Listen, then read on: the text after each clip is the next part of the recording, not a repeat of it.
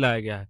लेकिन हमें ये बताइए, जब जेएनयू जैसे यूनिवर्सिटी में ब्राह्मण तेरे टुकड़े होंगे, ब्राह्मण को जो है देते कि अगर कोई मार्कशीट ले रहा तो क्या है, ये भ्रष्टाचार है। भ्रष्टाचार ही तो है। आप भ्रष्टाचार रोकने में क्यों अक्षम है? ये यूजीसी गाइडलाइन जो नई आई है, ये बिल वापस होना चाहिए, सरकार को वापस करना चाहिए। और अभी आपको भेदभाव एक बात और हुआ है, और जी। केवल आपके देश में नहीं हुआ है। जी, जी। चलिए अमेरिका पहुंचिए, चाइना पहुंचिए, इतिहास देखिए। मानव सभ्यता का जब विकास हुआ तो हम सभी वर्गों में बटे। को लेकर, जिसमें यह बताया जाता है कि यूनिवर्सिटियों में छात्रों को प्रताड़ित किया जाता है, खासकर दलित और अति पिछड़े वर्ग के लोगों को। तो इसको लेकर जो मामला चल रहा है, तमाम प्रकार के विरोध हो रहे हैं, धरना हो रहा है। तो ऐसे में चर्चा करने के लिए हमारे साथ एक भैया जुड़े हुए हैं अयोध्या से। आइए हमसे बात करते हैं और जानते हैं पूरा मामला आखिर यूजीसी का है क्या, क्यों जनरल वर्ग के लोग इसका विरोध कर रहे हैं और क्या पूरी बात है, आइए जानते हैं। जैसे कि भैया अंकुर तिवारी जी, यूजीसी का मामला चल रहा है यूनिवर्सिटियों में, तो सरकार ने 13 जनवरी 2025 को एक कानून लेकर आया यूजीसी, जिसे अब लागू करने के लिए हर यूनिवर्सिटी में बात कर रहा है। तो इसको आप कहाँ तक सही मानते हैं? पहले तो आप ये देख लीजिए जो इसके पक्ष में है, यूजीसी इक्विटी गाइडलाइन लाने वाले जो लोग समर्थक हैं वो ये कह रहे हैं कि सरकार की ये मंशा है कि शैक्षिक संस्थानों में, विशेषकर हायर एजुकेशनल इंस्टीट्यूट में, यूनिवर्सिटीज़ में, जो एससी एसटी ओबीसी माइनॉरिटी वर्ग के बच्चे हैं उनके साथ जातिगत शोषण होता है, भेदभाव होता है। तो उसको रोकने के लिए ये एक गाइडलाइन लेके आए हैं। एक कमेटी बनती रहेगी, प्रॉपर मॉनिटरिंग होती रहेगी। अगर ऐसा कोई केस आता है तो एक ग्रीवेंस रिड्रेसल मैकेनिज्म होगा जो इसको एड्रेस करेगा और मजबूती से इस पर काम होगा। जो इसके विरोध में हैं वो कह रहे हैं, जैसे विरोध में मैं भी हूँ। जी जी। और क्यों हूँ विरोध में? विरोध किस लिए कर रहे हैं भैया? भाई मैं बता रहा हूँ, अपनी बात कह रहा हूँ। मैं विरोध में इसलिए हूँ, मैं और आप एक यूनिवर्सिटी चला रहे हैं। जी जी। यूनिवर्सिटी में अगर छात्र हर जात हर पंथ संप्रदाय के बच्चे वहां पढ़ेंगे, वो तो विद्या का मंदिर है। वहां तो आप जात देख करके पढ़ाएंगे तो क्लास कितनी अलग करनी पड़ेगी आप। जाति तो नहीं ढूंढी जाएगी। वहां जात नहीं, वहां जात न पूछो साधु की, पूछ लीजिए ज्ञान, और मोल करो तलवार का, पड़ा रहन दो म्यान। विद्या के मंदिर में ज्ञान की प्रतिष्ठा होती है, जाति की प्रतिष्ठा नहीं होती है। व्यक्ति के कर्म पूजनीय होते हैं, व्यक्ति पूजनीय नहीं होता है। तो वहां पर जो हमारा विरोध का काम है वो हम आप यूनिवर्सिटी चला रहे हैं। तो यूनिवर्सिटी कैंपस में अगर किसी के साथ कोई भेदभाव दुर्भाव होता है तो उसके लिए जिम्मेदार कौन है? यूनिवर्सिटी का, वहां का प्रशासन। जब ऑलरेडी आप गाइडलाइन से इन चीजों को कर सकते हैं, मैं भी विद्यालय संचालन कर रहा हूं, वहां कोई भी गलत गतिविधियां होंगी तो उसका जिम्मेदार कौन होगा? घर का बड़ा घर वालों की गलतियों का जिम्मेदार होता है। जी जी। वहां आपको इस बात को एक्सेप्ट करना पड़ेगा। फिर विरोध का मेरे जो आधार ये है कि हर जगह राजनीति को मत घुसाइए। तो आपको लग रहा है इसमें राजनीति घुस रही है? ठीक है, निश्चित घुस रही है। सामाजिक समरसता जो है आज भी, इतनी घृणित राजनीति के प्रचार प्रसार के बाद भी सभी जातियां एक दूसरे से मिलती जुलती हैं, सबका संबंध है, सम्मान है एक दूसरे का, परस्पर चीजें बहुत बेहतर हैं। लेकिन इसको जब राजनीति घुसती है उसमें तो उसको बिगाड़ने का काम करती है। आप जो शैक्षिक संस्थान है, जो यूनिवर्सिटीज हैं, उनको आप विद्यार्जन का केंद्र मानेंगे कि जातीय संघर्ष का मैदान बना देंगे, राजनीति का अखाड़ा बना देंगे? इस पर विचार करना पड़ेगा। तो विपक्ष में भैया। क्यों, क्या बात है? देखिए, जो यूजीसी द्वारा कानून लाया गया है उसमें ये बताया जा रहा है कि जो उनका मुख्य उद्देश्य है कि महाविद्यालय विश्वविद्यालयों में जो ओबीसी एससी एसटी वर्ग के साथ जो भेदभाव होता है उसको रोकने के लिए बिल लाया गया है। लेकिन हमें ये बताइए, जब जेएनयू जैसे यूनिवर्सिटी में ब्राह्मण तेरे टुकड़े होंगे, ब्राह्मण को जो है देश से भगा, ये नारा कौन लगाया? ये नारा लगता है तो भावनाएं हम आहत कर रहे हैं। नारा लगाया कौन था? भाई कोई लगाया था, आपके सोशल मीडिया पे आया था कि नहीं आया था? नहीं, इस तरह से अगर नारा लग रहा है वहां पे तो भावनाएं आहत कौन कर रहा है?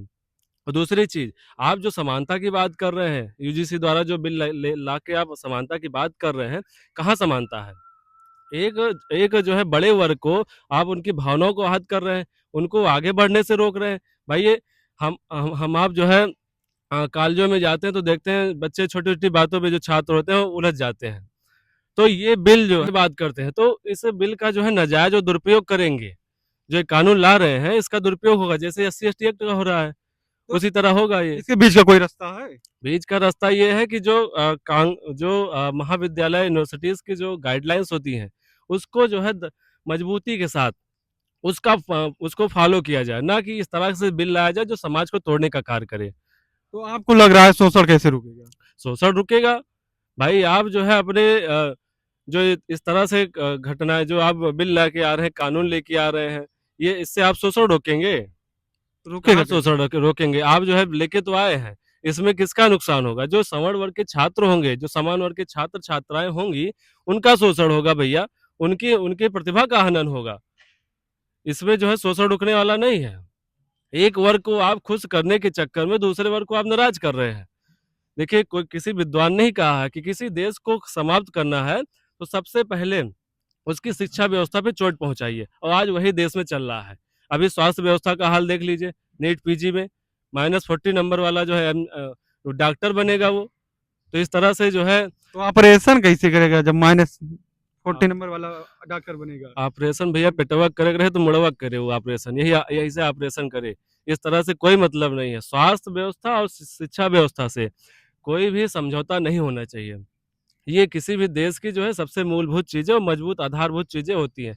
ये इसमें यदि हम जो है समझौता करेंगे तो ज़ाहिर-सी बात है देश हमारा कहीं न कहीं दूसरे देशों से कॉम्पिटिशन में पीछे। नंदन त्रिपाठी मेरा नाम है। रामानंदन त्रिपाठी सर, आपने देख रहे होंगे इस समय देश में एक विरोध चला है यूजीसी मामले को लेकर, आपकी राय इस पर क्या है?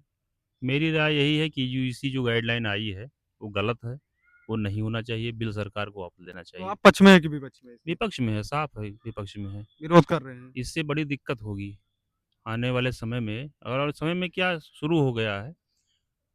अभी आपको एक मामला बताएँ, हमने सोशल मीडिया पे आज ही देखा है जी। कि एक दिल्ली के एक व्यवसायी हैं और पूर्व पार्षद भी रहे हैं। प्रतिष्ठित परिवार के हैं। उनके घर की छात्रा एक प्रतिष्ठित महाविद्यालय कॉलेज में स्टूडेंट थी, पढ़ रही थी। उसके साथ किसी बच्चे ने इसका फ़ायदा उठाते हुए प्रपोज़ किया। उसने चूँकि प्रतिष्ठित परिवार से थी, उसने एक्सेप्ट नहीं किया। वो जाके यूजीसी की जो नई गाइडलाइन आई है, उसके तहत उन्हें एफआईआर कर दिया। अब बताइए कि किस मतलब सरकार बता क्या रही है, उपयोग कहाँ किया जा रहा है। स्थितियाँ ये थी कि बहुत प्रयास करने के बाद वो व्यवसायी जब कोई सहूलियत नहीं मिला है, तो जाके उस लड़के के पिता से माफ़ी माँगा है, और ऐसा भी बताया जा रहा है कि 50,000 रुपए देकर उसने समझौता लगवाया है। ये उसका रुझान आना शुरू हो गया है, अभी से ही। अभी से ही, आज ही मैंने देखा सोशल मीडिया पे। तो ये है यूजीसी का जो नया गाइडलाइन आया है, ये उसमें मिल रहा है। तो आपका मानना ये है कि यूजीसी लागू ना हो? मेरा ही नहीं मानना है, बहुतायत लोगों का ये मानना है कि जो सामाजिक समरसता है, उससे बिगाड़ने का काम ये होगा। ये जो है ऐसा नहीं है कि इससे कुछ बहुत बेहतर अच्छा होगा, ठीक है? तो इसलिए यूजीसी गाइडलाइन जो नई आई है, ये बिल वापस होना चाहिए, सरकार को वापस करना चाहिए। और अभी आपको एक बात और बता दें कि जो मुझे लगता है, व्यक्तिगत मैं बताता हूँ, कि चूँकि सरकारें या कोई पार्टियाँ वोट की राजनीति करती हैं, जी, जी। हो सकता है भारत की आबादी कितना है, पहले 125 करोड़ होती थी, जी, आज बढ़ गई होगी, एक 40-45 हो गई है। जी, आंकड़ा लगाया जाता है कि सवर्णों की जो आबादी है वो 40 से 45 करोड़ है, बाकी तो अन्य कास्ट ही हैं। जी। हो सकता है जो वर्तमान सरकार है, वो अन्य कास्ट को खुश करने के लिए, चूँकि उस बहुतायत हो गए हैं, ज़्यादा हो गए हैं वो, ऐसा कुछ कर रही है कि सवर्ण अगर बाहर भी हो जाएँगे, तो भी हम जो है सत्ता में बने रहेंगे। ये स्थितियाँ बनी हुई हैं। तो एक कारण तो ये हो सकता है। जी, जिनसे यूजीसी के मामले में विस्तारित चर्चा की। आप लोग देखिए द सोशल माइक और कमेंट करके अपनी राय ज़रूर दीजिए। क्या बात सही है और क्या गलत है? कमेंट बॉक्स में अपनी राय ज़रूर दीजिए। धन्य